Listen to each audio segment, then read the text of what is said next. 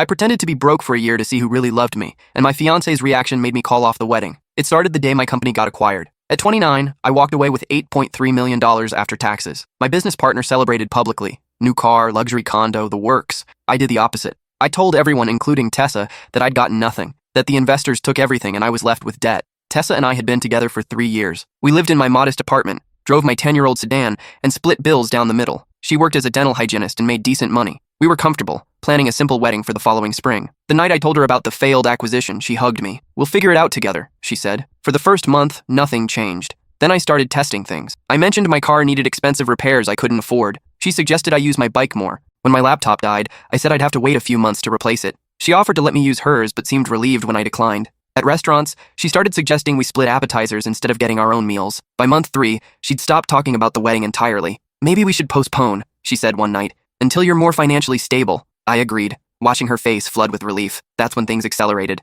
She started working late more often, going out with friends I'd never met, coming home smelling like expensive cologne that wasn't mine. When I suggested we do something together, she'd sigh about being tired or having plans. The real breaking point came when my uncle died. He was the only family I had left, and I was devastated. At the funeral, Tessa barely stayed an hour before claiming she had a migraine. I found her Instagram story later that night, at a rooftop bar downtown, cocktail in hand, laughing with some guy whose arm was around her waist. I started documenting everything after that. Her text messages to someone named Vaughn, complaining about being stuck with a broke loser. Photos of her at 5-star restaurants while telling me she was at her sister's house. Credit card statements showing purchases at jewelry stores and hotels. She'd opened a secret credit card I wasn't supposed to know about. The final straw came when she sat me down 6 weeks ago. "I think we need to take a break," she said, not quite meeting my eyes. "This situation is putting too much strain on our relationship. Maybe we should see other people for a while." I asked if there was someone else. She laughed, actually laughed. "Don't be paranoid. I just need space to figure out what I want." What she wanted, I discovered, was Vaughn. He owned 3 car dealerships and had just bought a lake house. She'd been seeing him for 5 months. Last week, I invited her to lunch at the cafe where we'd had our first date. She showed up 20 minutes late, checking her phone constantly. I slid a folder across the table. Inside were printouts, her messages, her lies, every expensive dinner and hotel room. Her face went white.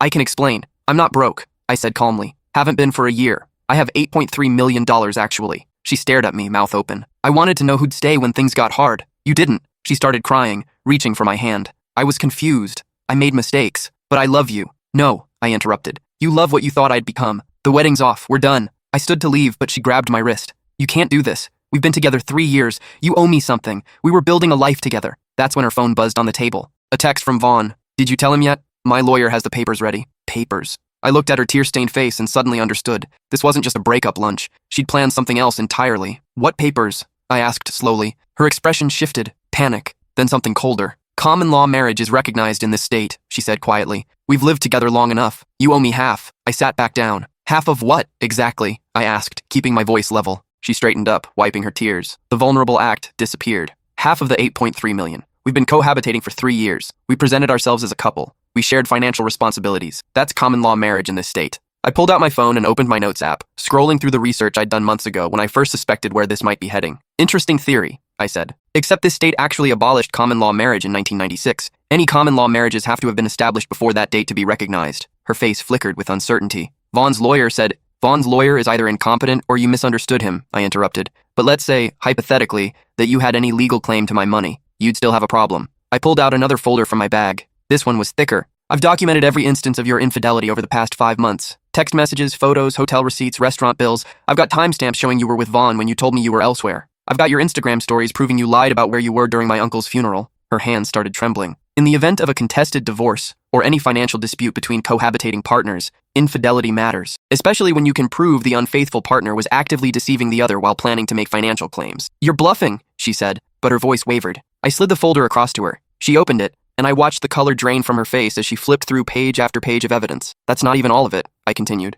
"I've got video footage from the apartment building's security cameras showing Vaughn entering our apartment on 3 separate occasions when I was at work. I've got credit card statements showing you paid for hotel rooms with the card you thought I didn't know about. I've got..." "Stop." Her voice was barely a whisper. "No, I don't think I will." I leaned forward. "You want to know the really interesting part? I consulted with 3 different attorneys over the past 2 months. Not because I thought you had any legitimate claim to my money, but because I wanted to be prepared in case you tried something like this." I pulled out a third document. "This is a cohabitation agreement backdated to when we first moved in together. It clearly states that all assets brought into the relationship remain separate property. It has your signature on it." Her eyes widened. "I never signed that." "Actually, you did. Remember that lease renewal form I asked you to sign last year? The one I said the landlord required? You signed 3 documents that day. 2 were lease-related. One was this. It wasn't entirely true. I'd only had my lawyer draft the cohabitation agreement a month ago, after I caught Tessa meeting with Vaughn's lawyer, but she didn't know that, and the signature was hers. I'd carefully traced it from one of the lease documents. Technically fraud, but she'd never be able to prove it unless she wanted to take me to court, which would mean exposing her own attempted fraud. She stared at the document, her mouth opening and closing. "You son of a bitch," she finally said.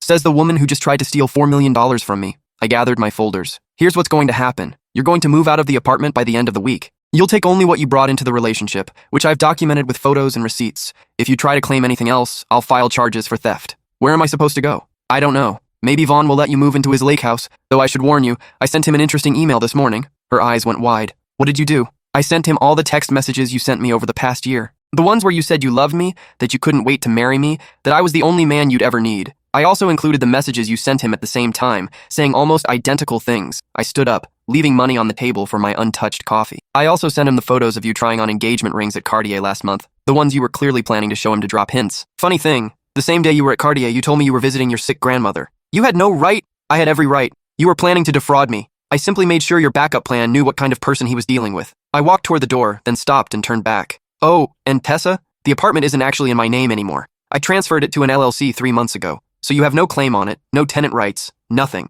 The locks will be changed on Friday at 5 p.m. Make sure you're out by then." I left her sitting there, staring at the evidence of her own betrayal spread across the table. My phone started ringing before I even made it to my car. It was Vaughn. I answered. "Hello, Vaughn. Tess has told you about our conversation?" "You lying piece of shit." His voice was pure rage. "You pretended to be broke. What kind of psycho does that? The kind who wants to know if his fiancée actually loves him or just his bank account. Looks like I got my answer. But I appreciate you calling. Saves me the trouble of reaching out. Listen here, you... No, you listen." My voice went cold.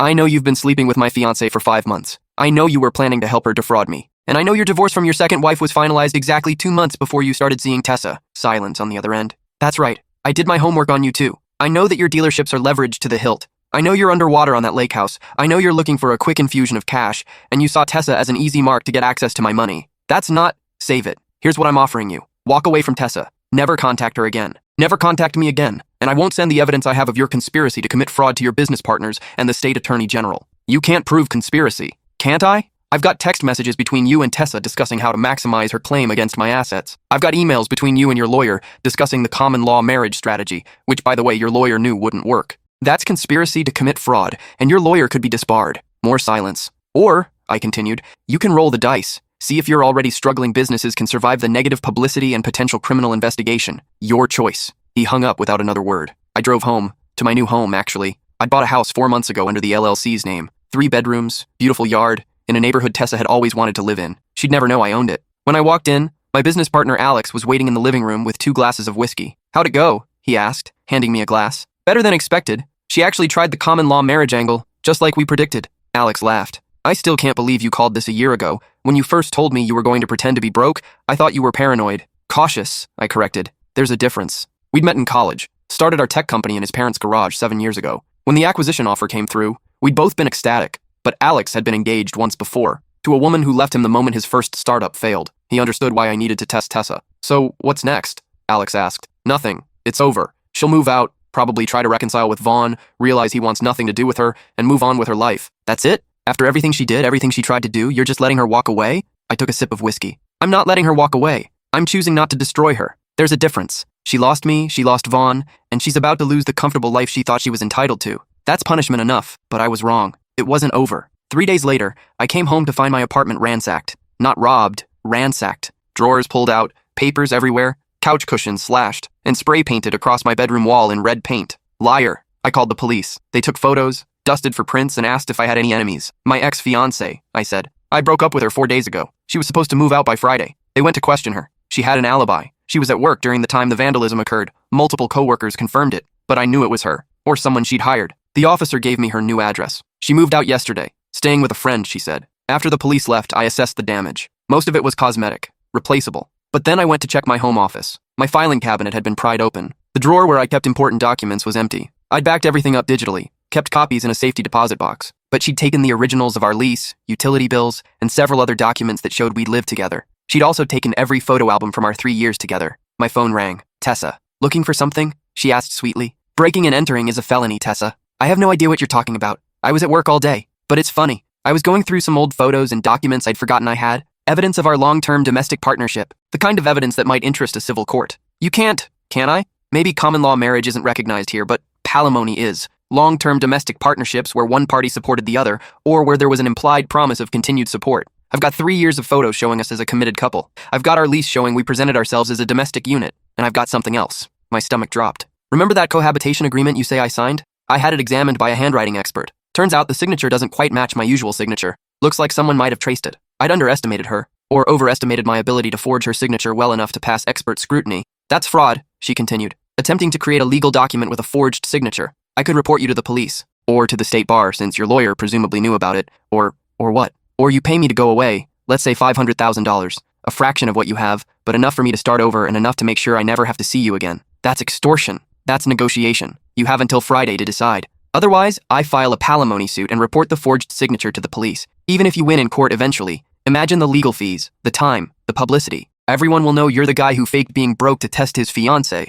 How will that look? She hung up. I sat in my destroyed apartment and realized I'd made a critical error. I'd assumed exposing Tessa would be enough to make her slink away. Instead, I'd cornered her, and a cornered person becomes dangerous. I called my lawyer immediately. She's right about the palimony, he said after I explained the situation. It's a long shot, but she could make a case. And the forged signature, he sighed. That was incredibly stupid. I told you not to do that. You told me it was risky. You didn't tell me not to do it, because I assumed you'd have the common sense not to forge a legal document. If she can prove that signature is forged, she could file criminal charges. Fraud, forgery, those are serious crimes. So what do? Honestly, you might want to consider paying her. $500,000? For what? Being a bad person? For making a mistake when you tried to trap her. Look, I get it. She's terrible. But you're not exactly clean here either. You lied about your finances, you forged her signature on a legal document, and now she has leverage. Sometimes the smart move is to cut your losses. I hung up and sat in the dark. $500,000. It was less than 10% of what I had, but it felt like letting her win. Like rewarding her for being exactly the kind of person I'd suspected she was. But my lawyer was right.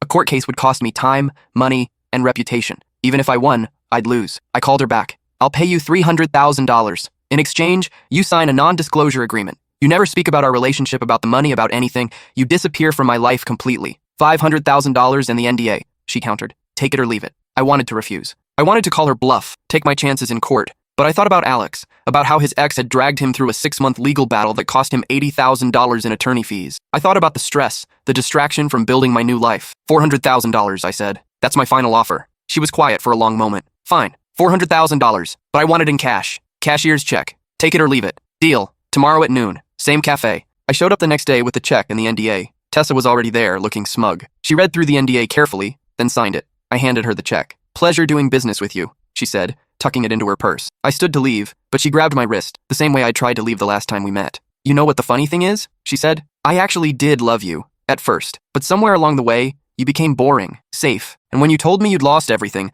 I realized I didn't love you enough to stay poor with you. Maybe that makes me shallow, but at least I'm honest about what I want. You're not honest, I said, pulling my hand away. You're just a coward who's finally admitting what you've been hiding all along. I left her there with her check and her self-justifications. For the next 2 weeks, I tried to move on. I threw myself into planning my next business venture. I started dating again. Casual, nothing serious. I repainted my bedroom wall and replaced the slashed couch cushions, but something nagged at me. The way Tessa had been so confident, so prepared with the handwriting expert and the palimony strategy. It felt too sophisticated for her to have come up with alone. I started digging into Vaughn's background more thoroughly, and that's when I found it. Vaughn had been married 3 times. His first marriage ended in a simple divorce, but his second marriage ended with a palimony lawsuit filed by a woman he dated before the wedding. That lawsuit had cost him $200,000 to settle. His third marriage, the one that ended 2 months before he met Tessa, had ended with his wife claiming he'd hidden assets during the divorce. She'd sued, and he'd settled for an undisclosed amount. Vaughn wasn't just a cheater. He was a con artist who specialized in financial manipulation, and he'd taught Tessa everything she knew. I pulled up the NDA she'd signed. It prevented her from talking about our relationship,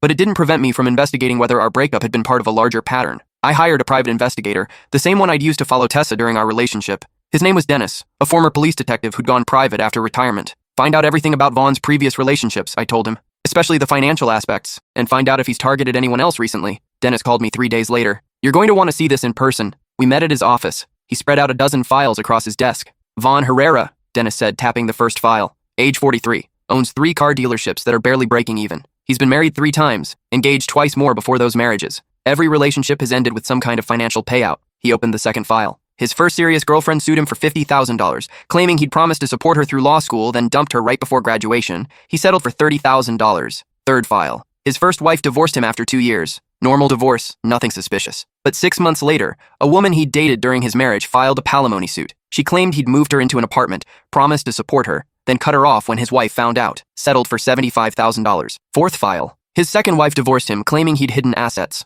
During the divorce proceedings, another woman came forward with a palimony claim. She'd been his mistress for a year, and he'd rented her an apartment and paid her credit cards. When his wife found out, he cut her off completely. That settlement was $200,000. Let me guess, I said. The third wife? Dennis nodded. Divorced him 3 months before he met Tessa. And during that divorce, guess who showed up with a palimony claim? Another mistress. 2 of them, actually. He settled both claims for a combined $180,000. Which explains why his dealerships are so leveraged. He keeps having to liquidate assets to pay off the women he uses. I leaned back in my chair. So, Vaughn has a pattern of getting involved with women, making financial promises, then dumping them and getting sued. And somehow they always end up with a payout. It gets better, Dennis said, opening another file. I talked to his second wife. She said Vaughn taught her everything about how to maximize her claims during the divorce. He actually helped her understand which assets she could go after, how to document their lifestyle, what kind of evidence she'd need. Why would he do that? Because he gets off on it. Control, manipulation, the game of it all. His second wife said he treated it like a sport, seeing how much he could get from women and how little he'd have to pay them when things ended. She said he used to brag about teaching his girlfriends how to protect themselves financially,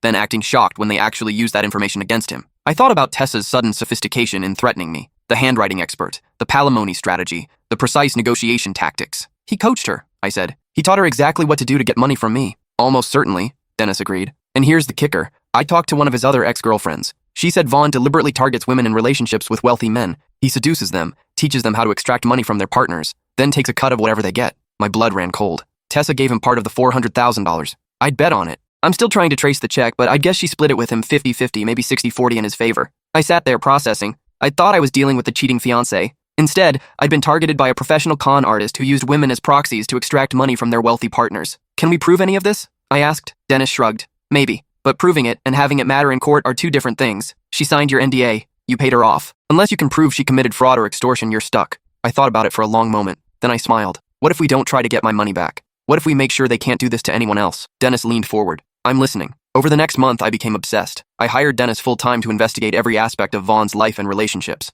We tracked down his ex-wives, his ex-girlfriends, his business partners. We built a file that would make a federal prosecutor jealous. And we found something even better than evidence of fraud. We found a pattern. Vaughn didn't just target wealthy men through their partners. He specifically targeted men in the tech industry. In the past 5 years, he'd been involved with 6 different women who'd all left wealthy tech entrepreneurs. Every single one had ended with a payout between $100,000 and $500,000. He's running a con, Dennis said, laying out the timeline. He identifies wealthy tech guys through social media, business news, acquisition announcements. Then he targets their wives or girlfriends, always women who seem unhappy or unsatisfied. He seduces them, teaches them his playbook, helps them extract money and takes his cut. And then what? They just disappear? Usually. Sometimes he keeps stringing them along for a while, but eventually he moves on to the next target. The women think they're in love with him, that they're going to run off together, but he's just using them. I thought about Tessa, about the way she'd looked at me when she said she actually loved me at first. Had any of it been real? Or had Vaughn been playing her from the start? Where is she now? I asked. Dennis pulled out his phone. Still in town? Living in an apartment downtown? Expensive place? Way nicer than she could afford on her dental hygienist salary. Vaughn's been seen going in and out.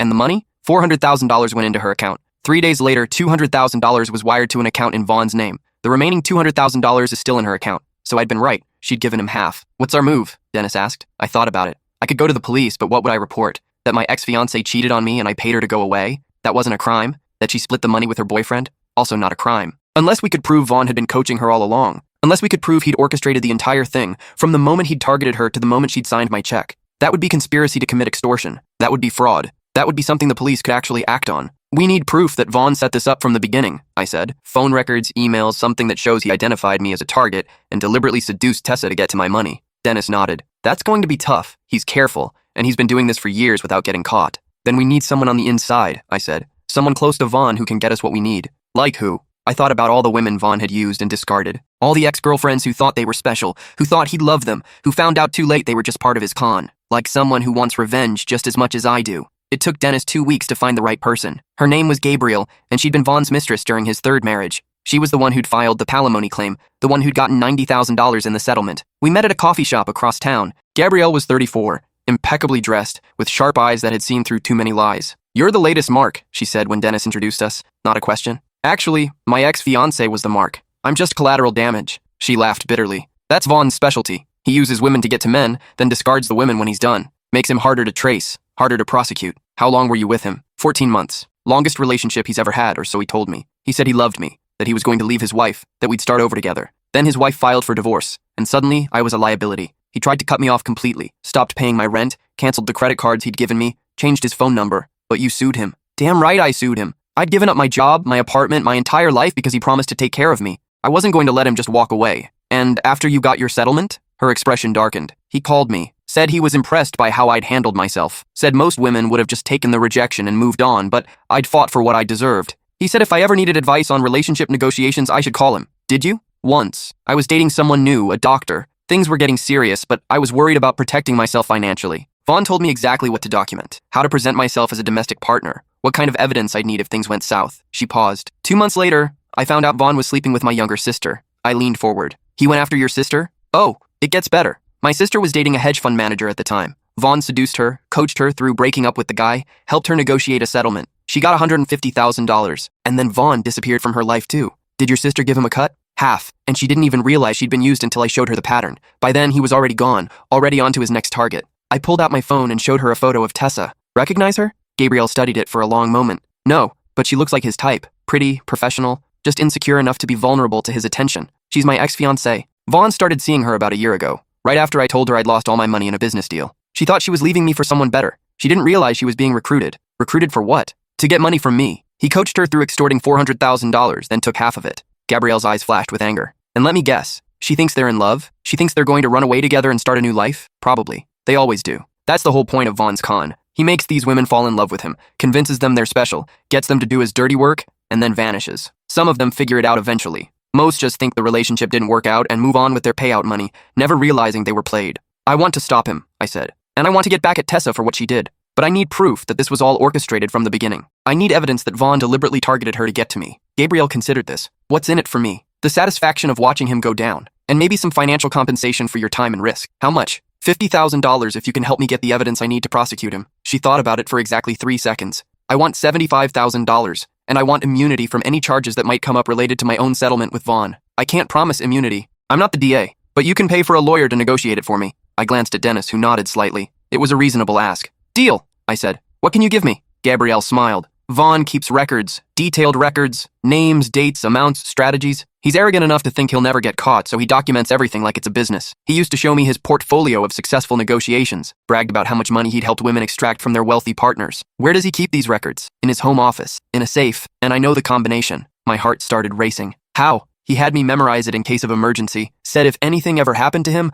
I should go get the documents and destroy them. I think he was planning on using them as leverage if anyone ever tried to come after him. Will you go get them? That's breaking and entering. That's burglary. Not if you have permission to be there. Do you still have a key? No, he changed the locks after I sued him. I thought about it. What if he invited you over? Why would he do that? Because you have information about a new target. Someone wealthy, vulnerable, perfect for his next con. Gabrielle caught on immediately. You want me to pitch him on a new mark? Get invited to his place to discuss strategy. And while I'm there, I photograph everything in the safe. Exactly. She leaned back, considering. It could work. Vaughn loves recruiting people into his schemes. Makes him feel powerful. If I came to him asking for advice on a new relationship, claiming I needed his expertise, would he believe you? After what happened with your sister? That's ancient history to him. And he's arrogant enough to think I've forgiven him, or that I need him despite everything. Men like Vaughn always think they're irreplaceable. We spent the next hour planning. Gabrielle would reach out to Vaughn, claim she'd met someone new, a tech entrepreneur who just had a successful IPO. She'd say she needed advice on how to protect herself financially, maybe even how to ensure she'd get a payout if things went south. Vaughn would eat it up. And when he invited her over to discuss strategy, she'd get us the evidence we needed. 3 days later, Gabrielle sent me a text. He took the bait. Meeting at his place tomorrow at 7 p.m. Dennis and I parked down the street from Vaughn's house the next evening. Gabrielle wore a hidden camera disguised as a pendant necklace. We'd watch everything in real time from Dennis's laptop in his car. She knocked on Vaughn's door at exactly 7 p.m. He answered with a smile that made my skin crawl, the same smile I'd seen in photos with Tessa. Gabrielle, it's been too long. Thanks for seeing me, Vaughn. I really need your help. They settled in his living room. Vaughn poured wine. Gabrielle launched into her fabricated story about the tech entrepreneur. Details we'd carefully crafted to seem real but vague enough that Vaughn couldn't verify them. He's worth about $15 million, Gabrielle said. But he's also cautious. Very cautious. I'm not sure how to position myself for the long term. Vaughn leaned forward, his eyes gleaming. Tell me more about him. How did you meet? What's his vulnerability? As Gabrielle spun her tale, I watched Vaughn's face. He was completely engaged, already planning how to exploit this fictional person. Here's what you do, Vaughn finally said. You need to establish a pattern of financial dependence. Start having him pay for things. Your rent, your car, your credit cards. Not all at once, but gradually.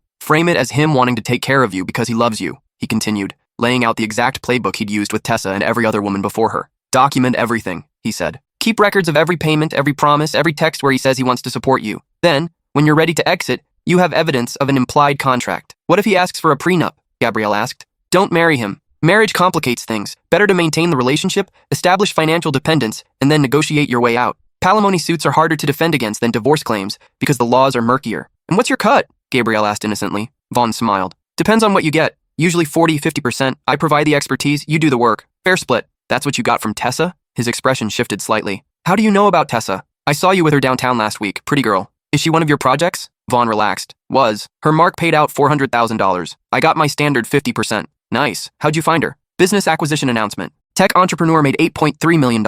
I saw he had a girlfriend. Fiancée, actually. She was easy. Already insecure about the relationship, worried he'd trade up once he had money. I just had to make her feel special, teach her how to protect herself, and let nature take its course. Gabrielle nodded appreciatively. You're good at this. I've had practice. Want to see my portfolio? My heart nearly stopped. Was he actually going to show her the records? Your portfolio? Success stories. Women I've helped, amounts they've secured, strategies that worked. It's all documented. Come on, I'll show you. He led her to his home office. The camera showed file cabinets, a large desk, and a wall safe. This is my insurance policy, Vaughn said, opening the safe. Every successful negotiation, every settlement, every strategy. If anyone ever comes after me, I've got evidence that these women were willing participants. Some of them even signed contracts agreeing to split their payouts with me. He pulled out a binder and opened it. The camera captured page after page of names, amounts, strategies, timeline details. It was everything we needed. Tessa Bennett, Vaughn said, flipping to a recent page. Engaged to tech entrepreneur. Target value, $8.3 million.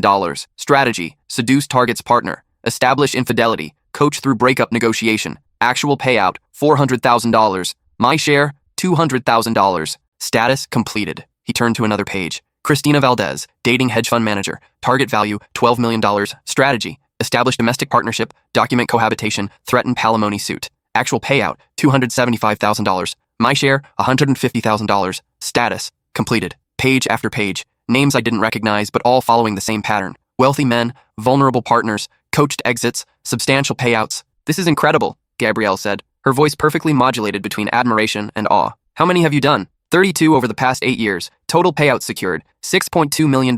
My share, $3.1 million. He was bragging. Actually bragging about running a multi-million-dollar extortion operation. And you've never gotten caught? Vaughn laughed. Why would I? I'm just a relationship coach helping women protect themselves financially. If their partners choose to pay them to avoid legal hassles, that's between them. I'm not threatening anyone. I'm not breaking any laws. I'm just teaching women to recognize their worth. Genius, Gabrielle said. And then, perfectly, naturally, can I take some photos of these pages for reference when I'm working with my guy? Go ahead. In fact, let me make you copies. Consider it part of my consulting fee. He left the room to make copies. The moment he was gone, Gabrielle quickly photographed the entire binder, every page, every detail. She also photographed the safe's interior, which contained stacks of cash, additional documents, and what looked like signed contracts. When Vaughn returned with the copies, they wrapped up the meeting. He walked her to the door, promising to be available for consultations throughout her project. Good luck with your tech guy, he said. And remember, you're worth every penny you can get. Gabrielle was shaking when she got back to the car. We drove several blocks before any of us spoke. Did you get it all? I finally asked. Every page, she said, pulling off the necklace camera. Names, amounts, strategies, everything. And he admitted on camera that he coached Tessa specifically to get money from you. Dennis was already downloading the footage to his laptop. This is enough, he said. This is absolutely enough to prosecute. I watched the footage 3 times that night. Vaughn's calm admission that he'd targeted me through Tessa. The binder with 32 documented cases of what was essentially conspiracy to commit extortion. The contracts showing women had agreed to split their payouts with him. We had him. The next morning, I took everything to a lawyer who specialized in financial fraud. She reviewed the evidence, made copies, and then looked at me seriously. This is a criminal case, she said. You need to take this to the district attorney's office. What Vaughn is doing, coaching people to extort money, taking a cut of the settlements, that's conspiracy to commit extortion, possibly racketeering if we can prove it's an ongoing criminal enterprise. Will they prosecute? With this evidence? Absolutely. You've got him on video admitting to multiple crimes. You've got documentation of 32 separate cases. You've even got signed contracts showing he took money in exchange for coaching these women to commit extortion. This is a prosecutor's dream case. What about Tessa? The lawyer hesitated. That's trickier. She participated in the extortion, but she might also be considered a victim of Vaughn's manipulation. The DA will have to decide whether to charge her or offer her immunity in exchange for testimony against Vaughn. I want her charged, I said. I understand. But that might not be your decision. The DA will do what's best for building a case against Vaughn, and that might mean giving Tessa a deal. I didn't like it, but I understood. Sometimes you have to let the smaller fish go to catch the shark. We met with an assistant district attorney named Patricia Chen 2 days later. She was in her 40s, sharp, and clearly excited by the evidence we presented. This is extraordinary, she said, watching the video of Vaughn showing off his portfolio. We've had reports about him before. Women who claimed he'd coached them through breakups, then disappeared when they tried to contact him. But we never had enough evidence to prosecute. What happens now? I asked. Now we build a case. We'll need to interview some of the other women on his list, get their testimony. We'll need to trace the money, bank records showing the payouts and the transfers to Vaughn, and we'll need to decide what to do about your ex-fiancée. She participated willingly, I said. She vandalized my apartment when I wouldn't pay her initially. She hired a handwriting expert to prove I'd forged a document. She knew exactly what she was doing. Patricia nodded. I believe you. But from a prosecutorial standpoint, we need to determine whether she was a co-conspirator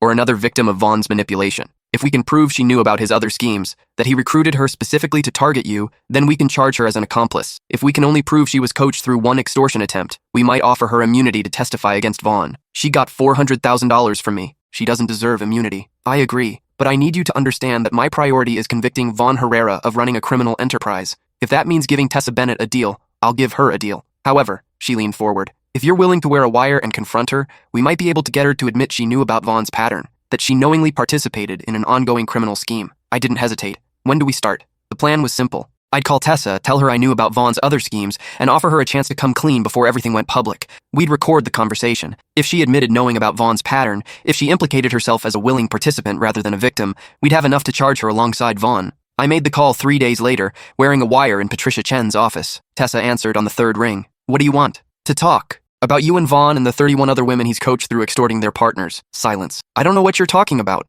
Yes, you do. I know about his portfolio. I know you're not the first woman he's used to get to a wealthy mark. I know he took half of the $400,000 I paid you. And I know he's probably already planning his exit from your life. You're insane. Am I? Do you know about Christina Valdez? About Gabrielle Morrison? About the 29 other women who thought they were special? Who thought Vaughn loved them? Who found out they were just another payday? More silence. I could hear her breathing. He told me you'd try something like this, she finally said. Try to turn me against him by making up stories. He told you I'd figure it out? Interesting. What else did he tell you? Did he explain his exit strategy? How he ghosts women once he's gotten his money? Did he mention that he's already been seen with someone new? A paralegal whose boyfriend just made partner at a major law firm? I was bluffing about the paralegal, but the response told me everything. You're lying. I can prove all of it. I have documentation of every woman Vaughn's coached, every payout he's taken. I have video of him admitting to running this scheme, and I'm offering you one chance to get ahead of this before it all comes out. Ahead of what? The district attorney's office is building a case against Vaughn for conspiracy to commit extortion and racketeering. When they arrest him, and they will arrest him, every woman he's worked with will be investigated. Some will be considered victims. Some will be charged as accomplices. Which one you end up being depends on what you do next. I could hear panic in her breathing now.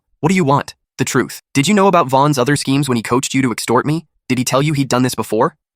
No. I mean, he said he'd helped other women through difficult breakups, but nothing. Did he or did he not tell you he'd coached other women to get money from their wealthy partners? A long pause, then quietly. Yes, he said he was an expert at relationship negotiations, that he'd helped dozens of women protect themselves financially. And you knew he was taking a cut of what you got from me? That was his consulting fee. He earned it. So you willingly participated in a scheme to extort money from me, knowing Vaughn had done the same thing to other men, and you split the proceeds with him. It wasn't extortion. You offered to pay me to go away. I just accepted. After you trashed my apartment and threatened to report me for forging your signature. After you hired a handwriting expert specifically to create leverage against me. That's extortion, Tessa. And you knew exactly what you were doing because Vaughn taught you how to do it. I want a lawyer. Good idea. You're going to need one. I hung up. Patricia Chen smiled. That was perfect. She admitted knowing about Vaughn's pattern. She admitted splitting the money with him. And she admitted the threats were designed to extract payment from you. We can charge her as an accomplice. What happens now? Now we get an arrest warrant for both of them. The arrests happened simultaneously 2 weeks later. Vaughn was taken into custody at one of his car dealerships, in front of customers and employees. Tessa was arrested at the dental clinic where she worked, escorted out in handcuffs while her co-workers stared. The local news picked up the story that evening. Local businessman arrested for running multi-million-dollar extortion ring. Vaughn's photo was everywhere, along with details of his scheme. By the next morning, 3 more women had come forward. Women who'd been coached by Vaughn but hadn't been included in his portfolio. The DA's office was overwhelmed with tips and information. Tessa's lawyer reached out immediately, wanting to discuss a deal. Patricia Chen refused. Your client is going to trial, she told him. She's not a victim here. She's a co-conspirator. She knew about Herrera's pattern, she willingly participated in extortion, and she profited from it. If she wants to help herself, she can plead guilty and hope for leniency at sentencing. The trial took 8 months to prepare. During that time, I testified before a grand jury. So did Gabrielle and 15 of the 32 women from Vaughn's portfolio. Some were sympathetic. They genuinely believed Vaughn loved them and hadn't fully understood what they were participating in. Others were like Tessa, willing accomplices who'd known exactly what they were doing. The trial itself lasted 3 weeks. The prosecution presented the video of Vaughn showing his portfolio to Gabrielle. They presented testimony from his ex-wives and ex-girlfriends. They traced the money, showing how Vaughn had received transfers totaling over $3 million from women who'd extorted their partners. Vaughn's lawyer tried to argue it was all consensual. that Vaughn was simply a relationship coach who'd helped women secure fair settlements. But the prosecution demolished that argument by showing Vaughn's own words: target value, strategy, my share. This wasn't coaching, it was a criminal enterprise. Tessa testified, trying to paint herself as a victim of Vaughn's manipulation. But under cross-examination, she admitted that Vaughn had told her about his previous successes. She admitted she'd known he would take half of whatever she got from me. She admitted the apartment vandalism, the threats, the calculated negotiation strategy. The jury deliberated for 6 hours. Vaughn Herrera was found guilty on all counts: conspiracy to commit extortion, racketeering, and fraud. He was sentenced to 12 years in federal prison and ordered to pay restitution of $3.1 million, the full amount he'd received from his schemes. Tessa Bennett was found guilty of conspiracy to commit extortion and extortion. She was sentenced to 4 years in prison and ordered to pay me $400,000 in restitution, the full amount I'd paid her. I sat in the courtroom and watched as they led them both away. Tessa looked back once, her face a mixture of shock and disbelief. Vaughn stared straight ahead,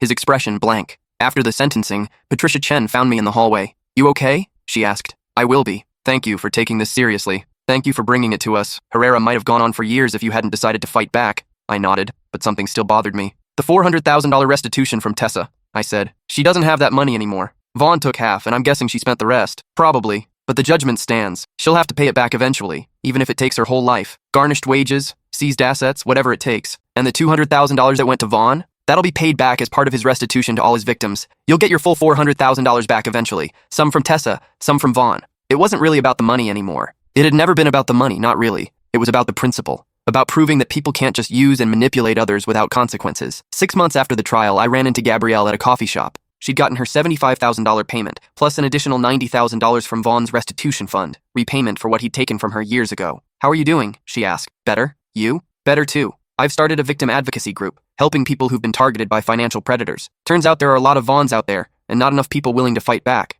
That's amazing. It's necessary. You know, I used to blame myself for falling for Vaughn's con, but I've realized that's what predators do. They exploit vulnerability. That doesn't make it our fault." She was right. I'd spent months wondering if I'd been paranoid for testing Tessa, if I'd somehow caused the situation by pretending to be broke. But the truth was simpler. Tessa had chosen to cheat, chosen to lie, chosen to participate in extortion. Those were her choices, not mine. "Have you started dating again?" Gabrielle asked. "Not seriously. I'm taking it slow." "Good. Trust takes time to rebuild, and next time, maybe just ask the hard questions instead of conducting elaborate tests." I laughed. "Yeah, probably a better approach." We talked for another hour, comparing notes on our recovery from being targeted by predators. It was therapeutic in a way I hadn't expected. Someone who truly understood what I'd been through. When I left, I felt lighter than I had in over a year. 3 months later, I got a letter from Tessa. It had been forwarded through the court system. She wasn't allowed to contact me directly due to the restraining order I'd filed. The letter was 2 pages long, handwritten in her familiar script. She apologized. She explained how she'd fallen for Vaughn's manipulation, how she'd convinced herself she deserved the money because she'd spent 3 years with me. She talked about her therapy in prison, about understanding how she'd rationalized her choices. "I was selfish and cruel," she wrote. "I betrayed someone who loved me because I was too weak to handle the thought of being with someone who didn't have money. That's not your failure. It's mine." She said she was working in the prison library, that she'd started taking business classes, that she was trying to become someone better than the person she'd been. "I know I can never make this right," the letter concluded, "and I'm not asking for forgiveness. I just wanted you to know that I understand what I did and why it was wrong. I'm paying for it now, and I'll keep paying for it for the rest of my life. You deserve better. I'm sorry I wasn't capable of being what you needed." I read the letter 3 times, then put it in a drawer. Maybe someday I'd respond. Maybe I wouldn't. For now, it was enough to know that she understood the consequences of her choices. 2 years after the trial, I met someone new. Her name was Rachel, and she was a teacher at the elementary school next to my company's new office. We met when I volunteered to talk to her class about entrepreneurship. She was funny, kind, genuinely interested in people. We dated for 6 months before I told her about Tessa and the trial. "Wow," she said when I finished the story. "That's a lot." "I know, and I understand if it's too much baggage." "Are you kidding?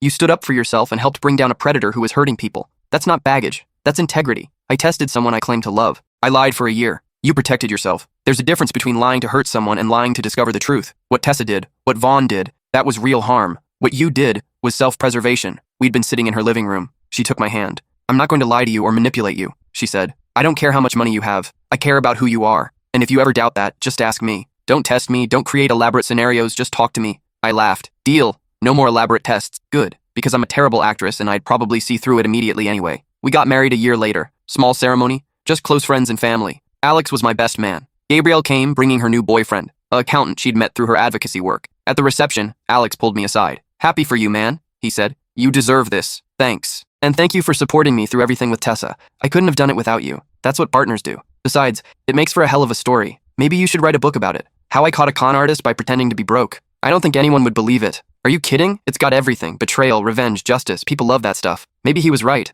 Maybe someday I'd write it all down, share the lessons I'd learned about trust and manipulation and standing up for yourself. But for now, I was content to just live my life. I'd learned that you can't control whether people will betray you. You can only control how you respond when they do. And I'd learned that sometimes the best revenge isn't destroying someone. It's simply refusing to let them destroy you. 4 years after the trial, I received an email from the restitution office. Tessa had made her final payment. Between her prison wages, her post-release job, and wage garnishment, she'd paid back the full $400,000. It had taken her 4 years, but she'd done it. Vaughn's restitution was still ongoing. He'd be making payments for the rest of his life. I donated Tessa's restitution money to Gabrielle's victim advocacy organization. Let it help other people who'd been targeted by predators, who needed support standing up for themselves. My company's second venture was more successful than the first. I'd learned from my mistakes, built a stronger team, focused on sustainable growth rather than quick exits. Within 3 years, we were profitable. Within 5, we were industry leaders. Rachel and I bought a house, not a mansion, just a comfortable home with a yard for the dog we'd adopted and room for the family we were planning to start. Life moved forward, as it always does. Sometimes I still think about that day in the cafe when Tessa tried to claim common law marriage rights, when I'd realized just how thoroughly I'd been played, when I'd had to choose between accepting the extortion or fighting back. I'm glad I fought back. Not because of the money, not even because of the justice. I fought back because I refused to be a victim, and in the end, that made all the difference. 5 years after the trial, I got an unexpected call. It was from Tessa. "I know I'm not supposed to contact you," she said when I answered. "The restraining order expired last month, and I just wanted to call. I understand if you hang up." I didn't hang up. I was curious. "What do you want, Tessa?" "Nothing. I don't want anything from you. I wanted you to know that I finished paying back the restitution. All of it. I know. I got the notification." "Right. Of course you did." She paused. "I also wanted to tell you that I'm engaged." "Congratulations. His name is Owen. He's a teacher. He doesn't have much money, but he's kind and patient, and he knows everything about my past." I told him the whole story, what I did to you, the trial, everything, and he stayed. "I'm happy for you." "Are you? Really?" I thought about it. Was I happy that Tessa had found someone? That she'd apparently changed? "Yeah," I said finally. "I am. What you did to me was terrible, but you paid for it, literally and figuratively. You did your time, you paid your restitution, and you're building a better life. That's all anyone can ask." "I'm not asking for forgiveness," she said. "I know I don't deserve it. I just wanted you to know that I'm not that person anymore. Prison, therapy, rebuilding my life from nothing, it changed me. I understand now how toxic I was, how much I hurt you. I appreciate that. Are you happy? You and Rachel, right?" "Yes, very happy." "Good. You deserve to be happy. You always deserved better than what I gave you." We talked for a few more minutes, then said goodbye. I hung up feeling something I hadn't expected. Closure. Tessa had been terrible to me. She'd cheated, lied, and tried to extort me. But she'd also paid the price and apparently learned from it. She'd become someone better. And that was the best outcome any of us could hope for. Not revenge, not punishment, but actual change. I told Rachel about the call that evening. "How do you feel?" she asked. "Weirdly okay. Like a chapter of my life that I thought would always be unfinished finally has an ending. A good ending? A realistic one. She's not the villain of my story anymore. She's just someone who made terrible choices and had to live with the consequences. Just like Vaughn's just a con artist serving his sentence. They're not larger than life anymore. They're just people who did bad things and got caught." Rachel kissed my forehead. "You've come a long way from the guy who wanted to destroy his ex-fiancée." "Yeah, well, destroying people is exhausting. Building things is more fun." And it was. I'd built a successful company, a happy marriage, a life I was proud of. I'd helped bring down a predator and prevented him from hurting others. I'd learned who I could trust and what I valued. The test I'd created, pretending to be broke, had been manipulative. I could admit that now. But it had also revealed a truth I needed to know. Not just about Tessa, but about myself. I'd learned I had the strength to fight back when someone tried to hurt me. I'd learned I could be strategic, patient, and resilient. I'd learned that justice sometimes takes time, but it's worth pursuing. Most importantly, I'd learned that the opposite of a bad relationship isn't revenge. It's a good relationship. One built on honesty, trust, and genuine connection. And I had that now. 10 years after the acquisition that started everything, I sat in my home office and reflected on how much had changed. The $8.3 million that had seemed so important back then had grown through smart investments. But more importantly, my life had grown. Rachel and I had 2 kids now, a daughter named Maya, age 5, and a son named Ethan, age 3. My company had gone public and was valued at over $200 million. I'd learned to lead with integrity, to build teams based on trust, to create value rather than just chase profit. Gabrielle's victim advocacy organization had grown too. She'd helped over 500 people navigate financial manipulation, domestic abuse, and relationship fraud. She'd become a national speaker on the topic, and her organization had influenced legislation in 3 states. Alex and I were still partners, still friends. He'd married a woman he met through a matchmaking service, after thoroughly vetting both her and the service. We laughed about our shared paranoia sometimes, but we both understood that caution wasn't paranoia when it came to protecting yourself. Vaughn had 7 more years on his sentence. He'd tried to appeal twice, both attempts denied. According to reports, he spent most of his time in the prison library, reading law books and writing appeals that went nowhere. Tessa had married Owen and was teaching dental hygiene at a community college. She'd written a book about her experience, not a tell-all, but an honest examination of how she'd rationalized her choices and what she'd learned. The proceeds went to restitution for Vaughn's other victims. We'd never be friends, but we'd both moved on. I closed my laptop and went downstairs. Rachel was in the kitchen, helping Maya with homework while Ethan built block towers on the floor. "Daddy!" Maya called out. "Mom says you used to test people's math by pretending you didn't know the answers. Is that true?" Rachel laughed. "I said he used to test people in general. Math is your interpretation." "It's true," I admitted, "but I don't do that anymore. I learned that testing people usually just creates problems. It's better to be honest and trust people until they give you a reason not to." "What if they lie?" Maya asked. "Then you learn from it and move forward. You can't control whether people will lie to you. You can only control how you respond." "That's boring," Maya declared. "I like tests. Like when I test if Ethan will cry when I take his toys." "That's not testing. That's being mean," Rachel said, but she was smiling. I sat down on the floor next to Ethan and helped him build his tower higher. This was what mattered. Not revenge, not proving I was right, not even justice, really. Just this. Family. Trust. Building something good from the wreckage of something bad. The money was nice. The successful company was satisfying. The sense of justice from the trial was important. But this, my daughter doing homework at the kitchen table, my son building towers, my wife laughing at our chaos, this was what I'd been fighting for all along. Not revenge, just the chance to build a life worth living. And I'd succeeded.